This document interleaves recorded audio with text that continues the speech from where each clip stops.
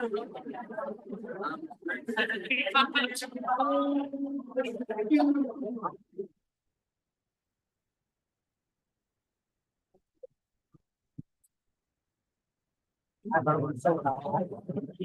not start.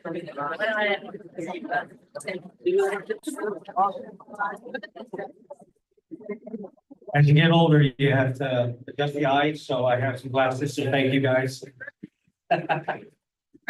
Good afternoon, Attorney General Doug Moylan, Assistant Chief Prosecutor Grant Olen, Mr. Michael Hollis from Tony, distinguished guests from the Attorney General's office, and our Titan students. We're deeply honored to welcome you to our school as part of the Changing the DNA School Outreach Initiative. Your dedication in addressing critical issues like school violence, substance abuse, the legal implications for minors, the vital role of mandatory reporting reflects the shared commitment to safeguarding our students' future. Your presence and insights today will empower us with knowledge and strategies to create safer, more supportive environments for our students and communities. Thank you for joining us and investing in the well-being and success of our youth. Let us warmly welcome our esteemed guests and prepare for a meaningful presentation that will inspire positive change. Clap your hands.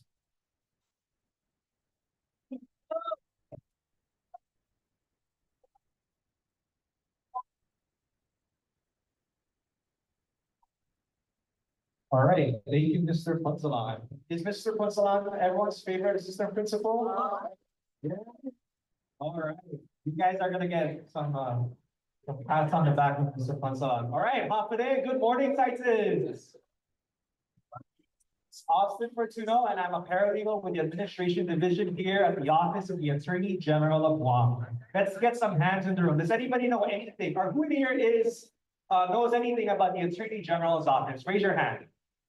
Okay, lots of people who are unfamiliar with our office. The Attorney General will speak shortly to deliver remarks, and maybe we'll share a little bit something about what we do in the Attorney General's office. We have some presentations today talking about some very important topics, right? From topics like school violence, mandatory reporting, and our latest initiative, which is our Med Skills program. But before we jump in, let's get some warm-ups, right? Let's get everyone ready, get in the mood. Can I have everyone raise their right hand?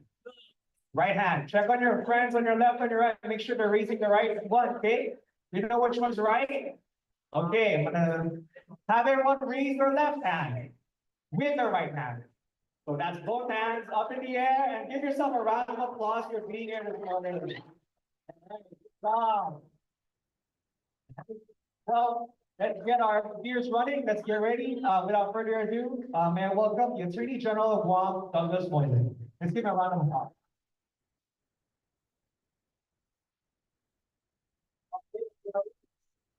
So, the President of Staff is going to the Attorney General's office. The Attorney General's office designated the people that go and enforce our laws on Guam and then pass in the United States Civil Law. So regular law enforcement and like the teachers, we had ninth graders. You guys are all ninth graders right at the end. And I still remember ninth grade, and I think we had biology, we were flipping fraud back then. We were our biology class. But we're here to help you guys succeed, okay? You guys know what success means? Yes. For you guys, success is getting good grades, right? It's getting on the honor roll, making sure that your parents are happy with sending you here, not getting in trouble, not going to GYA, not meeting people like us in a bad way. We're like the top police officers on Guam that when the police come and see you, they send you over to us, and then we got to deal with those guys in the black road, but they call judges, right? Yeah. Did any of you guys know any judges in our superior court or the federal court? Like John the most recent, Judge Martinez. You really don't want to know Judge Martinez if you're on the wrong side of that table. He's very tough. So we have a curriculum for you today, and I want you guys to know to participate. You need to raise your hand, especially toward the end, or if the prosecutor or Grant Olan talks to you. If you have questions, that's what we're here today. We're not here to lecture you. We're here to help you get educated. Why you want to follow the law? Why you don't want to take drugs? Why you want to be law-abiding students? Because that will get you to success in life, which means a good job, money, especially pretty high, and then a family and kids, just like your parents have and you guys. And it all is a matter of education. That's the key to life. The more educated you are, the stronger you are, the more that you're going to be able to earn and support your kids when you're at that stage in your life. So, at that, let me turn it over to our Deputy Chief Prosecutor Grant Olan. Like I was saying to Prosecutor Olan, you do not want to meet this guy on the other side of the courtroom, because he will take you before your parents and jurors, and he will show them why you may have broken the law. That's what one side of the office does, the prosecutors and law enforcement in the criminal code. The other side deals with the civil code, stuff like that. You know, making sure your neighbor isn't violating your nuisance laws and things like that. Those sorts of things. So, at that, let me turn it over to Grant, and be sure you guys keep your questions close. We have some prizes from all the benefits. Thank you.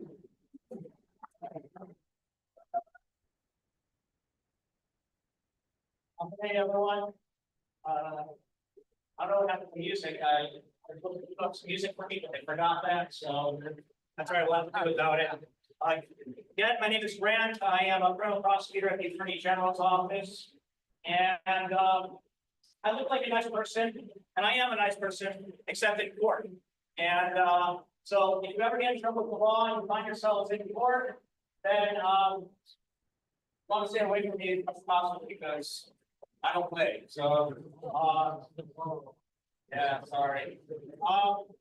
But in any case, of course, I'm not going to have to worry about that, because all of you are good students and treat each other with respect and do what you need to do here at school to be successful, which is to get an education, learn important life, coping skills, so that you're successful in life. I want to tell you a little bit about me, and then we'll talk a little bit about school violence. And I'm looking forward to a good discussion with everyone. So I grew up in Chicago. Does anyone know what state Chicago's in? Anyone? I think I heard over here. Yes, that's right, Illinois. Not Illinois, it's Illinois. Yes, is silent. And I went to college in Washington, D.C., where I got a bachelor's degree in political science. After I graduated, I was an accountant for a few years, and then I went back to school to get a master's degree in history back in my home state of Illinois. And while I was doing that, I got into school worker, for a senator, English senator. I worked for the governor of Illinois, and then I worked for a presidential campaign. And after I did that, I went back to Illinois, worked for a state agency, and I moved back to Washington, D.C., where I worked for nonprofit advocacy groups. And I was actually a federal healthcare lobbyist before going to law school in Washington, D.C., where I graduated in December 2015. From there, I moved to Atlanta, Georgia, where I worked at a U.S. appeals court for a few years before I moved here to law to work at the Attorney General's office. And in addition to being a criminal prosecutor, I am also a lawyer for the Guam Army National Guard. Never in my life did I ever, well, I never planned on being a lawyer, and never in my life did I ever plan on moving to Guam, nor did I ever plan on joining the Guam Army National Guard. But here I am. Life can take you in all sorts of directions, and you know, the future is very exciting. You never know where life will take you, and I want you all to be able to fulfill your potential, your full potential in your dreams, and not engage in school violence, which could derail your careers. So let's talk a little bit about school violence. What is school violence? Fighting, anything else? What? Drugs not really school violence. What? Fist fights? What? I think I heard bullying, riots, yes, all of that, all of that. So. Broadly speaking, the definition of school violence is physical or verbal harm and threats, bullying, and any kind of destructive behavior in school setting. And there's different types of school violence here in Guam. You have, of course, physical violence where you get students involved in fights, hopefully not teachers. Sometimes teachers, of course, get involved in these fights. You have bullying, which is just picking on other people because they're different from you, whether it's physical, whether you just don't like how they look or their socioeconomic status. You have something that's less common that happens, weapons in school. Students will bring weapons such as knives or guns, which of course lead to injury, but also instills fear amongst the student population. Which will distract you from the point of being here, which of course is academic performance. And you have sexual harassment and sexual assaults. Sexual harassment being unwanted sexual advances, and sexual assaults being unwanted physical or sexual contact. And then finally, you have mental illness, which kind of underlies all those different types of school violence. Students who might suffer from depression, anxiety, social issues, problems at home, that leads to school violence. And of course, there's a lot of consequences to school violence. And I want to talk a little bit about that, and then ways to prevent school violence, and then I'll make some concluding remarks. So, who here, what are some of the legal consequences, or not necessarily legal consequences, just consequences rather, for victims of school violence? Shout it out. I heard it spelled expulsion. What else? Suspension. Anything else? Detention. Court. Work detail. Yeah. So of course. Well, no, that's not for victims. That's more for the offenders, right? That's for offenders. Jail time, yeah. For offenders, to get involved in school violence, you're looking at possible suspension, expulsion, and legal jeopardy, meaning possible jail. And let me tell you, if you get a felony conviction, that's going to follow you around for the rest of your lives. You have to always consider that on a job application. And again, that can derail your future. For victims, we're talking about possible injuries, long-term health issues, psychological issues such as depression, anxiety, and trauma. It affects their school or academic performance, school attendance. And there's also consequences for the school. Because if the school has a reputation for school violence, that creates, that harms the reputation of the school. It creates distrust in the school and the ability of school authorities to ensure that the school is a safe environment for all of them to learn. It could also mean legal and financial consequences for the school. So basically, the point of this is there are consequences for everyone involved across the board. Anyone involved in school violence, whether it's the victims, the offenders, and the schools. And all of that detracts.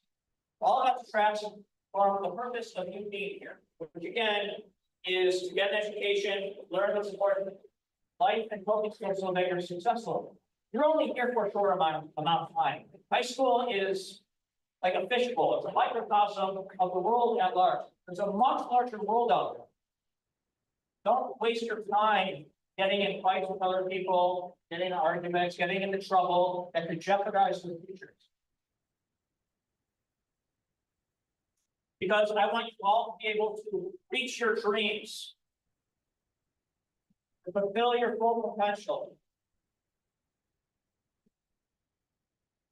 Reach for the stars. So what are some ways to stop school violence, prevent school violence? Shout it out. What? Tell a trusted adult. What? Staying home? Well, that would, we don't want you to have to jeopardize your education. Walk away. Anything else? Outside. Go outside. Sure. Play sports. They know. Say no. Yes, absolutely. If you see school violence, call it out. Because silence is complicity. I'm sure a lot of you have heard this before. If you don't say anything, it just perpetuates school violence. Call it out. Stand up for victims. Notify or report to school authorities. Don't engage in school violence yourselves. Put yourself at risk. Your future is at risk. All of these things are important so that we create a safe school environment for all of you to learn and grow, to graduate, go on and have successful lives. And your teachers and staff are, of course, doing their work as well to make this a safe environment for all of you. And the community too has an important role, right? It's all a collaborative effort. We all have to work together, make sure that we are providing you a safe space. I just have a few concluding remarks here. So, if someone picks on you or says something to you, or you're upset, it's easy to react in a violent way. Some pro tips, my life experience, if anyone ever picks on you, targets you, don't engage, walk away. Take a night to think how they'll react. I guarantee you, you're going to have a much different response the next morning than if you were to react in the heat of the moment. And I don't want any of you to put yourselves in harm's way or risk your future. I mean, this is important stuff here, guys. Because we all have bright futures. You're all freshmen, from what I understand. This is sophomores? Okay. Well, high school, you're all young. You all have bright futures. And I want to see you all do well, succeed, fulfill your dreams. And one small last point. Some of you may know now what you want to do in the future. Others of you might not, and that's okay. There's nothing wrong with that. I actually encourage all of you to try different things in life. I've had 5 different career changes. And I never imagined that it would bring me here to Guam, to work for the Attorney General's office, serve with Guam Army National Guard. And I want that same dream for all of you. I want you all to be able to accomplish your dreams. So I wish you all the very best. I want to thank you all for having us here, to being such a great group, attentive.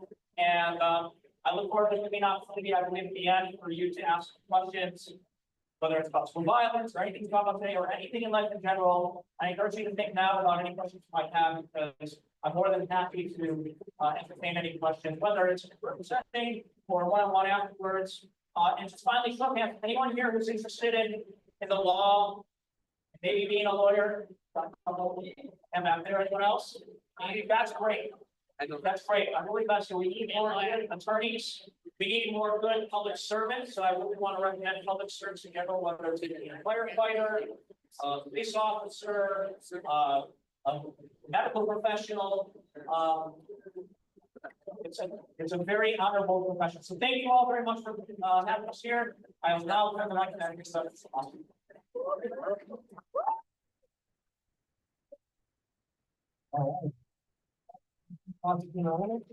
All right, before we hand it up to the next presentation, we gotta make sure everyone's paying attention, right, to what Attorney Owen has shared with all of us. Has anyone spot Eric the Eagle in the room? Go ahead and point at him. You see him? All right, he's right there, and he's ready to give gifts to those who can answer the 2 questions I have from what Attorney Owen spoke about.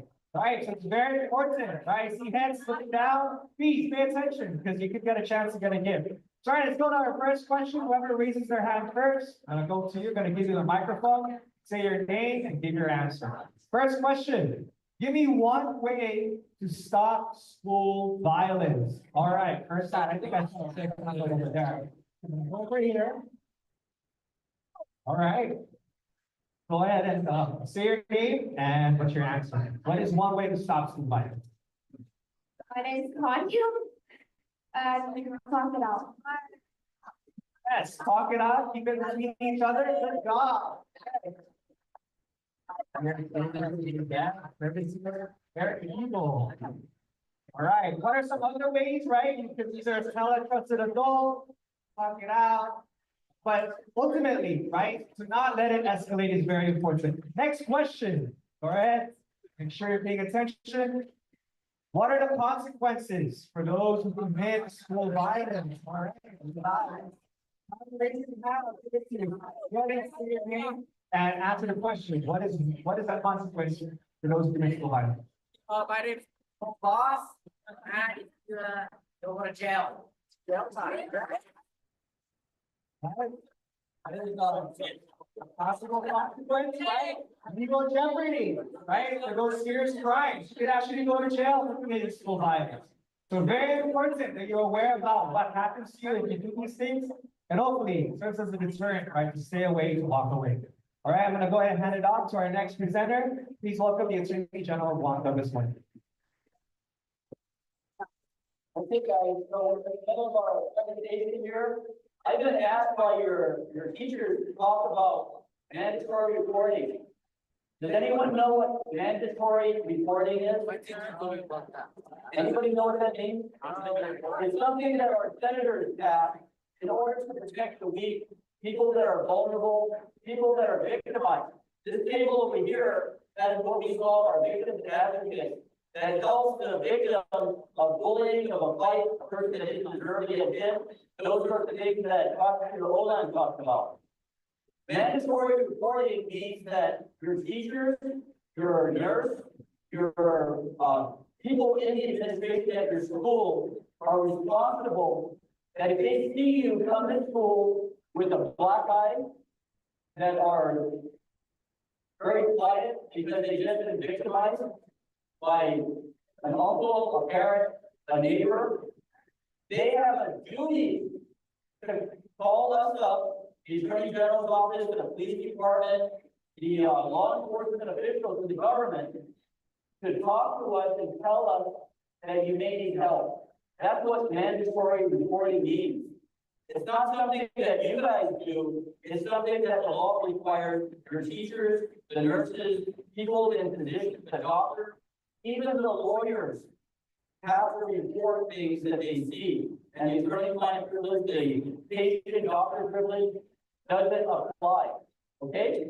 So this kind of touches on what Grant said about being victimized, okay? Does anybody know what categories you're protected on, that somebody has to report it to the police? Sexual assault, that's a very big one. Abuse in general, but there's different types of abuse, right? There's physical abuse, mental abuse. Now, drug abuse we'll talk about a little bit later. But what comes from drug abuse, if you take drugs, you're not the victim. If you're the children of parents that are on drugs, you are the victim.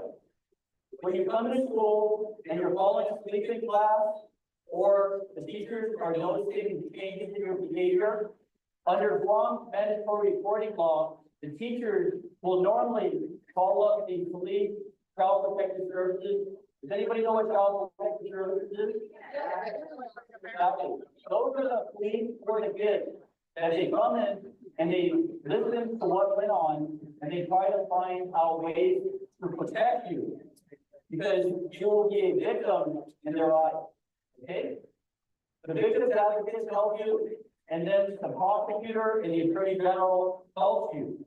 Okay? So that's very important for everybody to know that under our mandatory reporting statute, physical abuse, sexual abuse, neglect, emotional abuse, okay? So when we talk about this, neglect, it's very important because we're seeing it at the Attorney General's office. Too many of our parents, people like me and the adults in this room, we're abusing our kids because of our going into an addiction phase. And it doesn't have to be drugs. It can be, well, alcohol is a drug, but it can be alcohol, it can be anything that takes your parent away from you or your guardian. You know, your uncle's taking care of you and they're not coming home at night and you have nothing to eat. If they're not taking you to school because they're sleeping off a hangover or some high that they're on, you need to tell your teachers, even if they don't see it under the mandatory reporting, you need to, what is it? See something and say something. Okay? So that's just part of this presentation I'm giving on mandatory reporters. You guys are the subject of the mandatory reporting law. If you're being victimized, if you're being hurt, if you're unable to learn because of something going on in your home, you need to tell somebody, you can tell people that can help you. Even if it's your teacher, your nurse, calling CPS, calling the Attorney General's office, we will get you the help. And in fact, guys, you're probably be helping your parents to get them the help that they need so that your family can be whole again. That you can be put back into enjoying your years. Some of the best years of your lives, ladies and gentlemen, will be 9th grade, sophomore year, junior year, and senior year.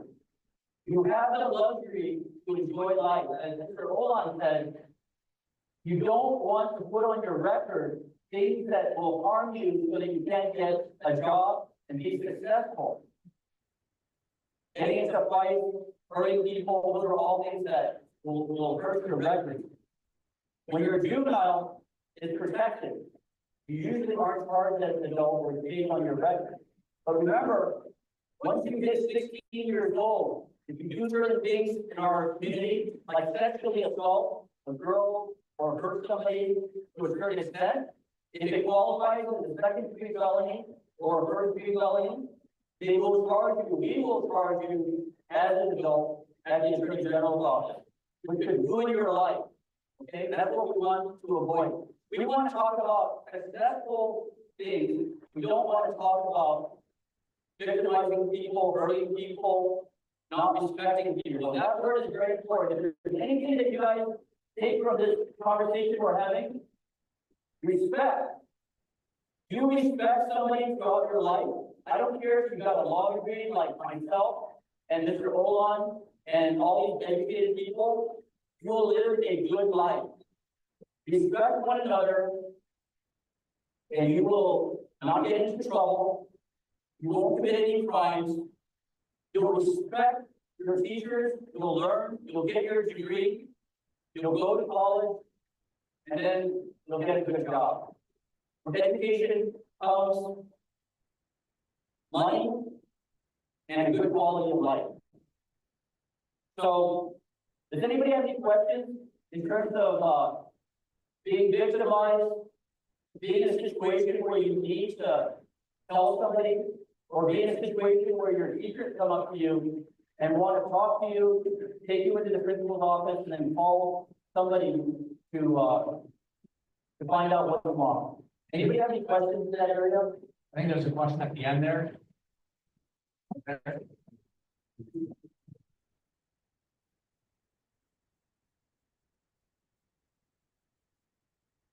Oh, my name is Alina, and my question is, what are the statute of limitations when it has to do with, crimes where there's victims like this? That has to do with crimes like this, what are the statutes of limitations if there are victims, in this? What type of crimes we're talking about? It's like abuse, what can the Okay. statute of limitations? Okay, very good question. So, excellent, that word statute of limitation, in our law, it's only fair to charge somebody within a certain amount of time. Statute of limitation is about time. And the senators passed laws that talk about time. Does anybody know what the normal statute of limitations is for a felony on Guam if you're an adult? You guys are not part of this analysis, but if we talk about a felony, the normal statute of limitations for a felony. Anybody have an idea? You sorted it out? How long? Way off. For a felony, it's normally 3 years. Okay? 3 years for a felony. Now, that's not for you guys to try to figure this out and do a crime and then go and hide it for 3 years. For most crimes, for a felony, and what is a felony? A felony is any crime that will get you in jail for more than 1 year. If it's a misdemeanor, it's 1 year is classification. Now, there's certain exceptions, guys. Some things you don't want a statute of limitations on. What's one of them? The big one? It's the ultimate crime that you can commit. Murder. On Guam, there is no statute of limitations. If you kill somebody, they will hunt you down and find you regardless of how many decades go by. Okay? So that's one of them. Is there another one that you guys may have heard the news about in the last 10 years or so? They removed the statute of limitations. There's no statute of limitations on it. Great. So those are the two big ones that there is no statute of limitations on. So again, we're talking about the low end of life. You don't want to be in a situation where your girlfriend or a girl around you, for the most part, accuses you of touching her inappropriately, of sexually abusing her in any way. And guys, this goes back to what did I say? Respect. When you respect people, you respect your friends, you respect your girlfriend, you respect your wife, your husband, you won't be in this situation. Okay? So now for the other part, what about you guys? What's the statute of limitations if DYA comes down and you got into a fight? We don't have our billboard for the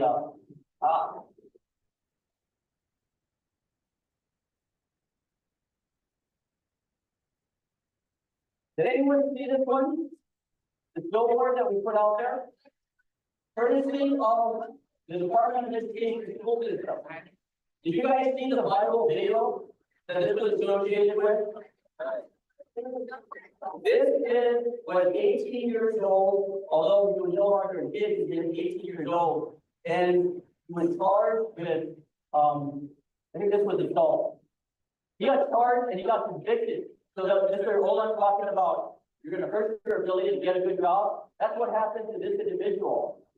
With you guys, for the most part, if you get into trouble, GYA will take you in, you're gonna go before the family division at the AG office, and the judges are gonna keep you under watch up until 18 years old, normally. So all of you guys in this room, if you go out and you assault somebody, you get into one of these riots, you guys think it's so cool, some of the kids out there think they can go and beat up other kids with others. The cops have to break down the police report, identify who they were, and then they get sent over to the AG's office, and most of the time, they go to family court and get charged as a minor, and it's up to 18 years old that the judge can keep you coming back to their courtroom.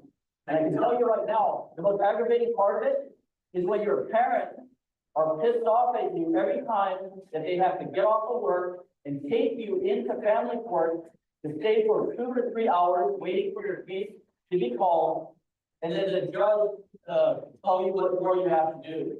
It really irritates a lot of your parents, and that's why you need to respect your parents, you need to respect one another, and then in life you're going to be successful. Remember, we want to be up here for success, right? We want to talk about going to science fairs. We want to talk about getting awards, competing for that school year. We don't want to be down here where Guam Police Department has you in their office along with your parents to find out if you were part of the school fight. One other thing that Mr. Olin talked about, guys, in your ages, you want, and especially the guys, you want to be the white knights of your class. You want to be the guy that's a good Samaritan, or the girl that's a good Samaritan, that when you see somebody being bullied, you come to their defense, You tell the person to step away from hurting another person that's being victimized, and immediately go to the teachers and tell them that somebody is beating up or intimidating somebody else. That's where you guys want to be. Okay? Very important in life. You want to be a good Samaritan, you guys know about 80 stops and billboards. We have 3 billboards going up right now that talk about the 4 individuals in the past year to 2 years that were good Samaritans that saw something wrong going on, somebody being victimized, and they went and told the police, and then we caught the criminal. Okay, that's the type of situation that we want to be in: success, and then helping others and being good Samaritans. Okay, so at this point, let's I think there's a bonus round.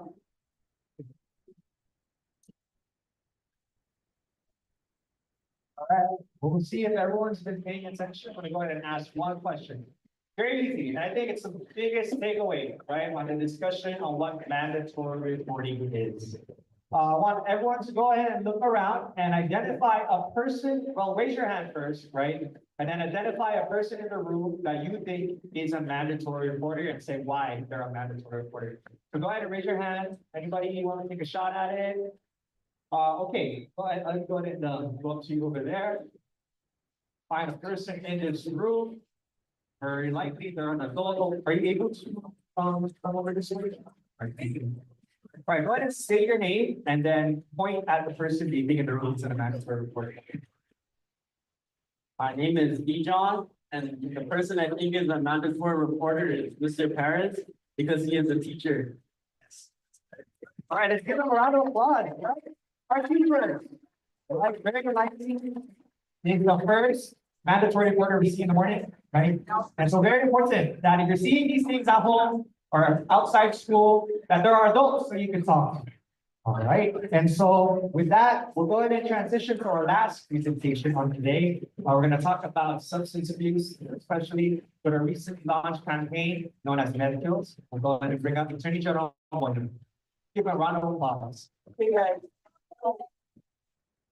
This is a very important part. This is the one that my I, as your Attorney General, wanted to come out and talk to everybody, all the kids in school. Right now, the Attorney General's office has a target. And our target right now is the meth dealers and the meth addicts. To go and root them out of our community to protect each and every one of you and your parents. Okay? So what's happening is we're understanding the problem that Guam is experiencing right now. And it's swamping the courts.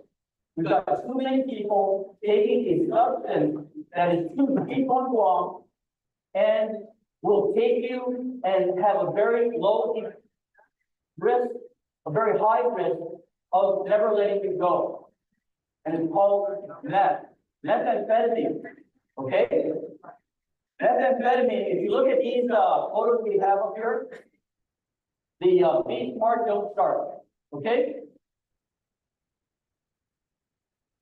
Crystallized meth and powdered meth.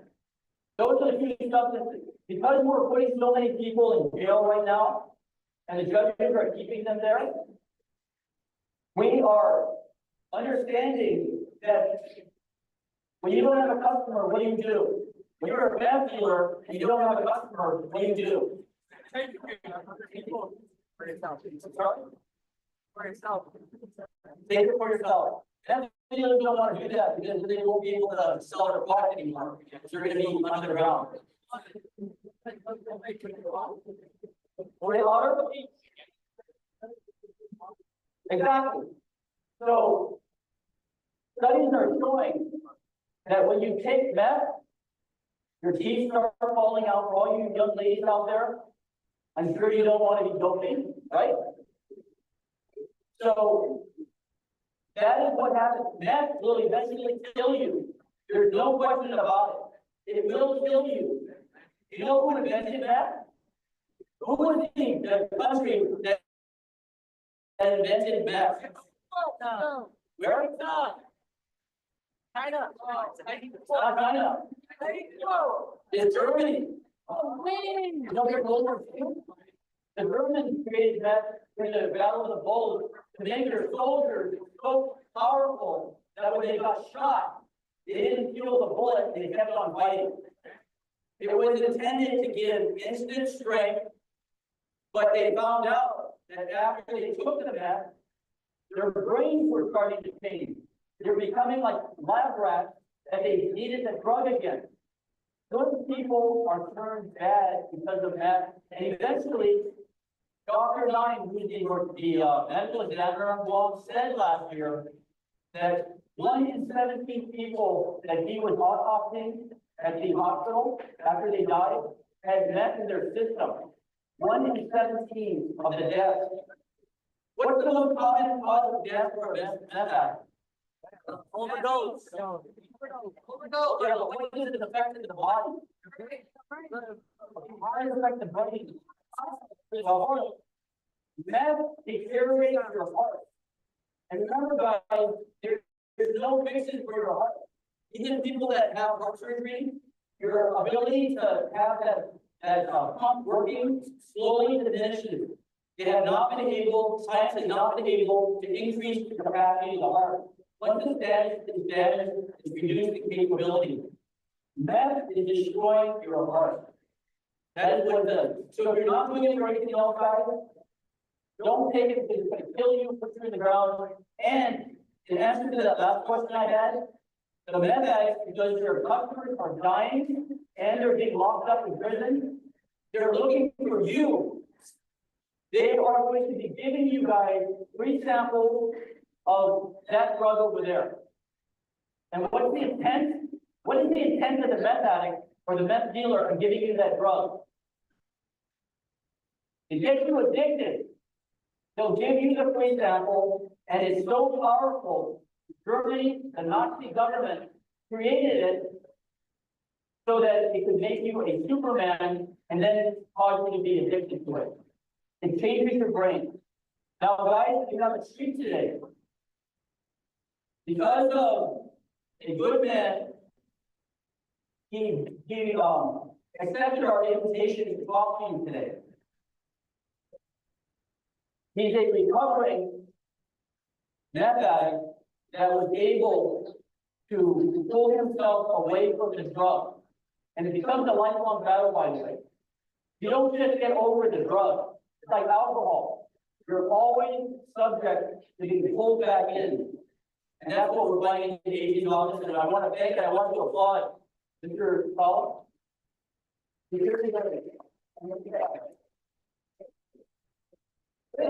It's what life is about. You need to listen very carefully to this man because he will save your life. He will save your parents' lives, your brothers and sisters, because it's killing our community. I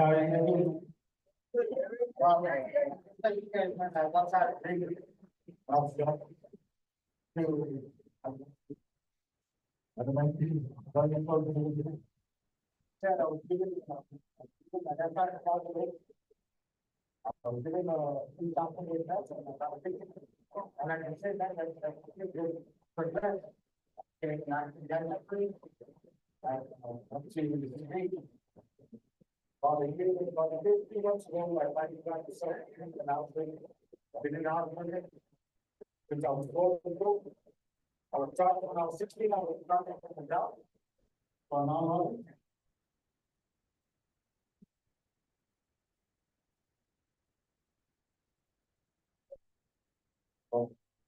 when I get there, I was talking at the job for non-hobby. For BYD, for that company. And I got out. I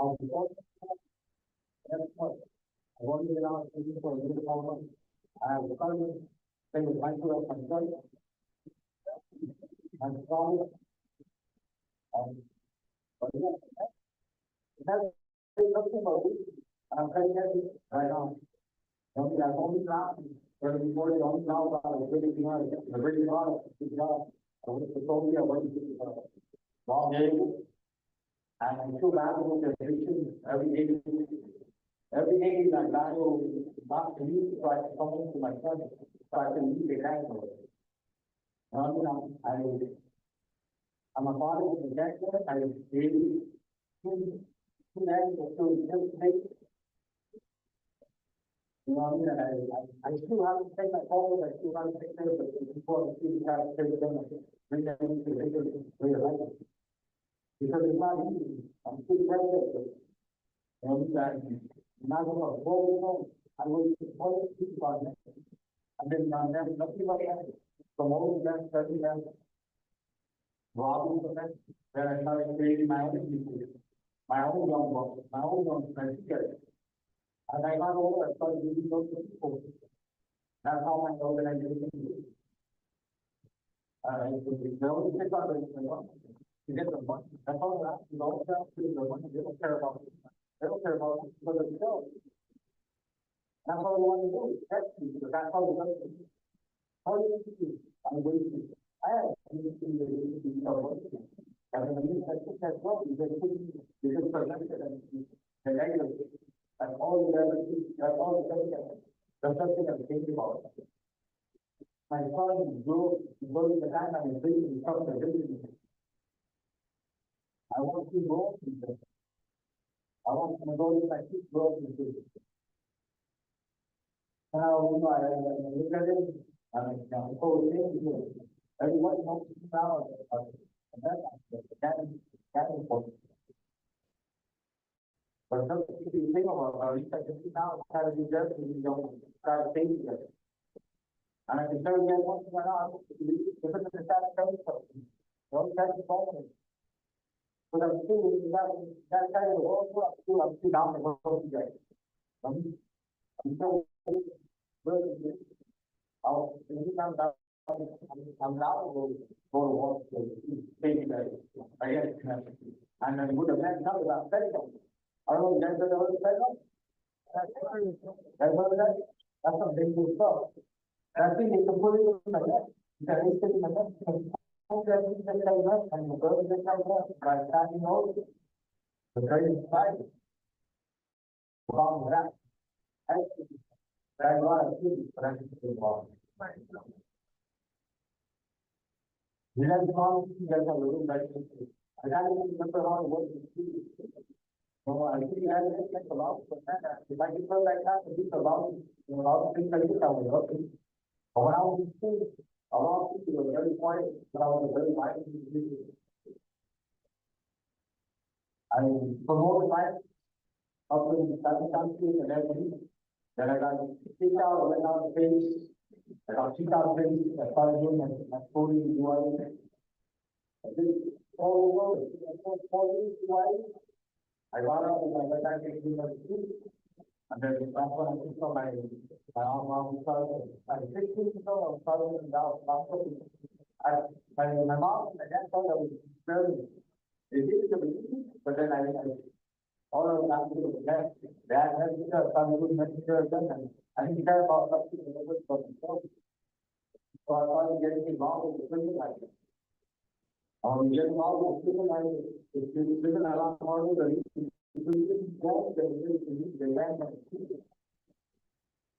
I couldn't get out of prison, go home, trying to do my own life. I couldn't do it. But people were free to call me. I have to do what I got to do, because that's what I can do. All to sober, the thinking of that was my first of being completely sober.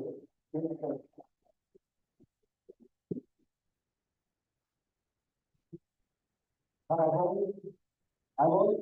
only been out of jail for a year and 3 months. I follow on and see to be in social and I work on my staff and see for myself. So whatever I got next, I want to enjoy it.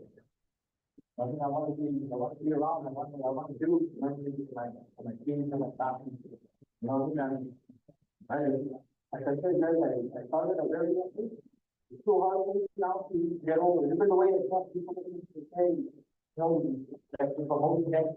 It's not that I'm promoting them, but it's a life like this. That I did for a long time, how to do this thing.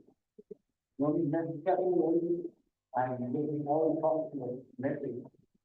And for the people I am, the people like that I promote my promote growth. I just hope for him where I think from it. You know, and so I'm here to try to do help the people that help me. All my young ones that call and people, I don't talk to their next, but you know, only you want to keep them, you know, wherever you go, I help them. But I also try to get them to that help. So if I go on to the next person, I'm be able to take care of it. That's what I do. So if you guys want to know what to think about that, let's go do it, let's do everything. And I wouldn't want you guys to go for it. Because even today, it's so bad. I will never go away. I'm an addict. I'm a full blown addict. If you find something worth drinking for, then the person you can do it. And that's when I saw it. I mean, I think if you do the whole thing, you will say that now you not like a don't you know wherever my way. The reason why I think this where I might have been about I was able to be my first little friend that had to go, didn't want to be concerned, never judged people what I did. And he's also my boss. Thanks Brian Hahn, gave me my first opportunity. I got like 20 something to do something. I can't get a job. And then every time I got on that I tried to, I couldn't. And I always turned out to have. Now it's a different. It's a different, story I go to. And all that people the idea of food. That's what my teacher my lost of people so they got knocked out. I mean, I was one victim. I'm from a victim of scared conflict. I don't know if you guys understand that. I was get on the together with one victim. And it's a great lot. And now I'm running from the Lord. Then just look at all these guys. Most of all they all started going. Now, still, some of them are still in jail. Still doing with all the ones. That is a very powerful road. Once you start, you gotta take a little for it. That movie is so bad, but they decided to really push it. So I got my wife while I was in prison because I had my friend something wrote into my infamy. And my wife didn't know. My wife could only but I didn't care about my kids, my house got raised, my kids. You know, and that's when I just said, nobody knows my wife. And then my wife started all my friends are arrested. I'll go all the way back to law to get the one jail for the fact not the family. That's what made me firm. Just when I can take out it has to. I look at that so myself that it's not working. Only work now really for everybody like that. I mean, you that.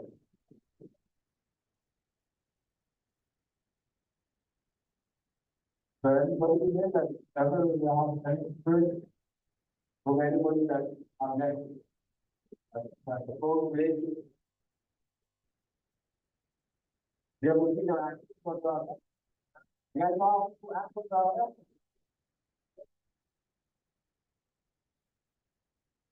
You can see that they will say it not want to see.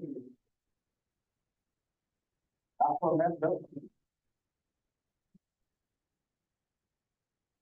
I hope that's what that meant about that have a really bad situation. That's got a really bad situation ahead. I wish the best to all of you. I hope that you guys decide to live the life I live. As anyone. Thank you.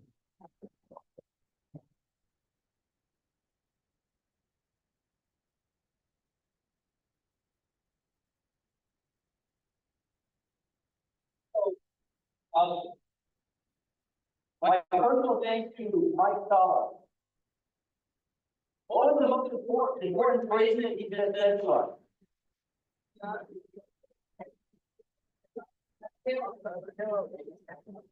I'm here to save you guys. I'm here to save you guys.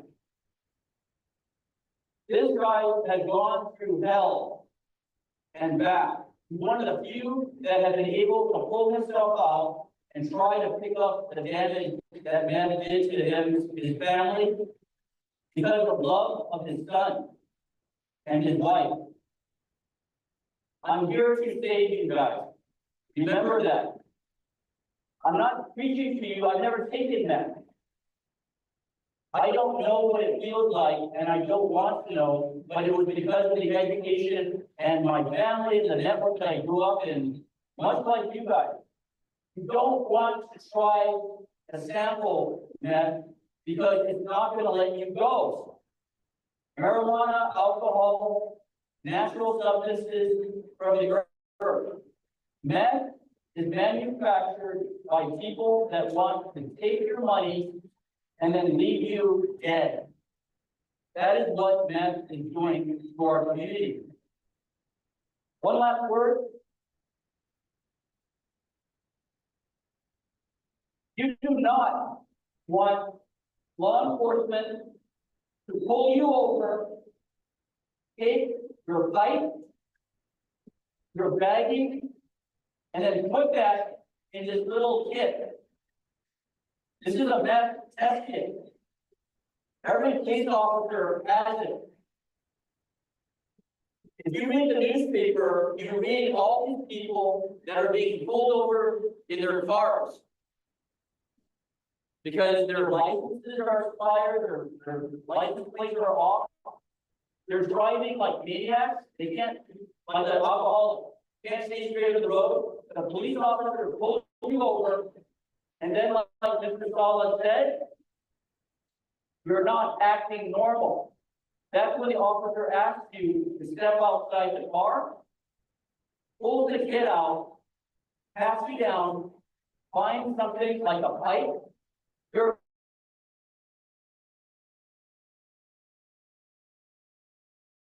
your pipes coming out of these cars. They're mixing meth in the vape pipes. He puts a little bit of that in here. What color will this turn if it has any indication of meth? What? No. I'm happy that none of you know what color it turns. Brown. Brown. Once it turns brown, what's the next thing the officer's gonna do? He's gonna pull his handcuffs out, put them on you, and then put you in the back of the car. And they'll do the same thing to you right now. And they'll let the family court decide how you're gonna be charged. You will be arrested, put in handcuffs, and then put in the back of the police car. Do not be found with that. Be very careful, you guys, on anything that people give you. Because they may slip it in something that you're eating. If you don't trust the person, be careful what they're giving you, drinks or whatever. Because the meth dealers want you to be their customers, and once they get you addicted to this, they know you're gonna be looking for them. Okay, thank you very much, all of you.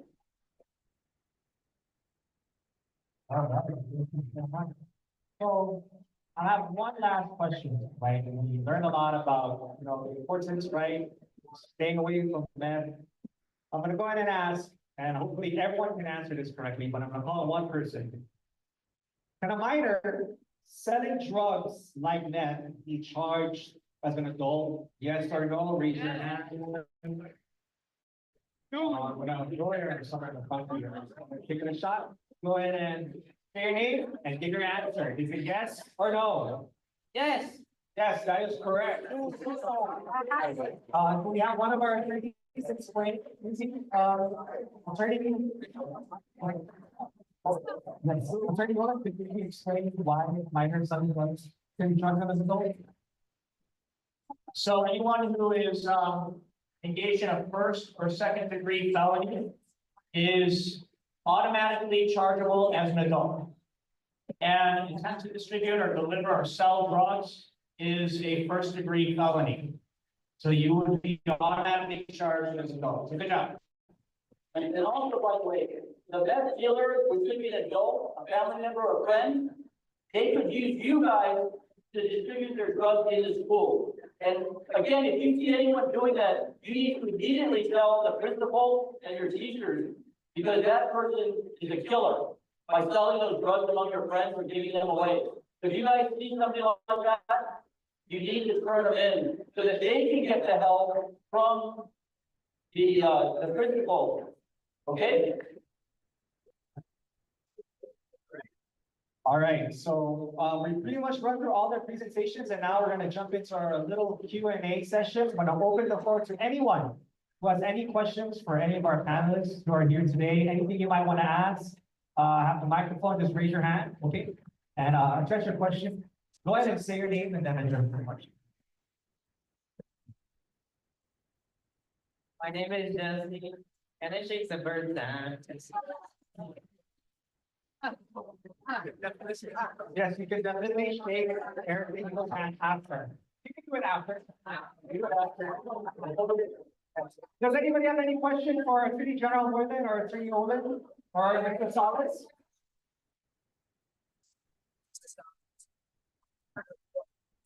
Oh. How long have you worked in your job? My name is Xavier, by the way. Good afternoon, Xavier.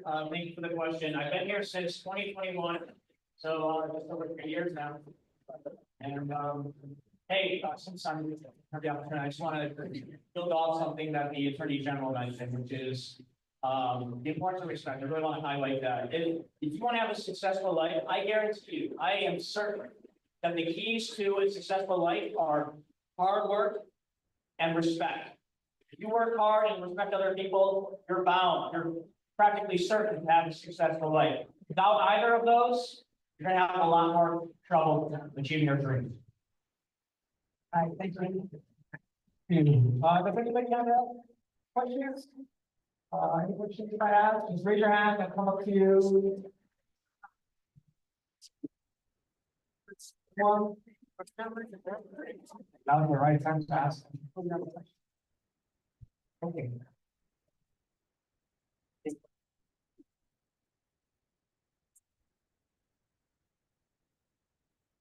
Oh, okay, yes, this is a good question. So Brian wants to ask Mr. Solis here, what does meth actually do to your body if you were to take it? Like, if you want to take that.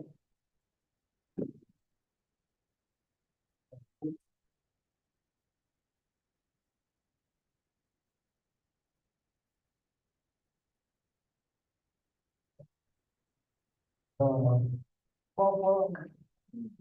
all the women that I see throughout I don't like on the street. From my own time on the street, with the women that I see, I get around. Most of them, they're not all of them that lost their kids. In life is the best thing stop first, and I end up seeing the worst thing stop first because they can end up doing and kids, all they do for them. And then for us, drug dealers, all we do is our main focus is to use the women. Use them for the money, for you are all young out again, who are coming from the next step. That's all the drug dealers out there want to do is use the women. From me, I know. On first time, I was once there. I got arrested for me quite a few times for repeating the same thing, the same thing. So if you young woman, man, obviously you guys are really, really difficult there. No, you guys will be able to get my number from Tony. If you ever, for this is all the whole day, even though I'm very down to where I come from, like my language. If you ever in an area or a spot that you don't feel safe or uncomfortable, and you want to get out of it, honestly, you can feel free to give me a call, because I won't to any house, I'll pull you out of it, and then. Well, if you tell me you know from people you want to get out of that house, I'll get you out of that house. Because I'm pretty sure there's a lot of drug dealers out there that still know me. There's a lot of people that use defense that still know me. You know, and that's how much I want to be there with you guys. It don't matter where you're at, give me a phone, I'll come. Thank you.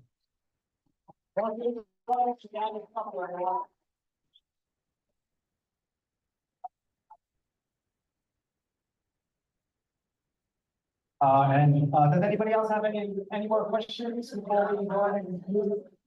All right, no questions. Well, very important. With the presentation over, please feel free to come up to the booth at the front.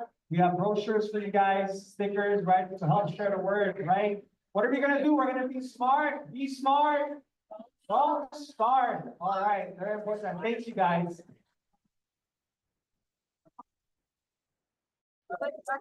All right, hold on, let's have a seat real quick. Let's have a seat real quick.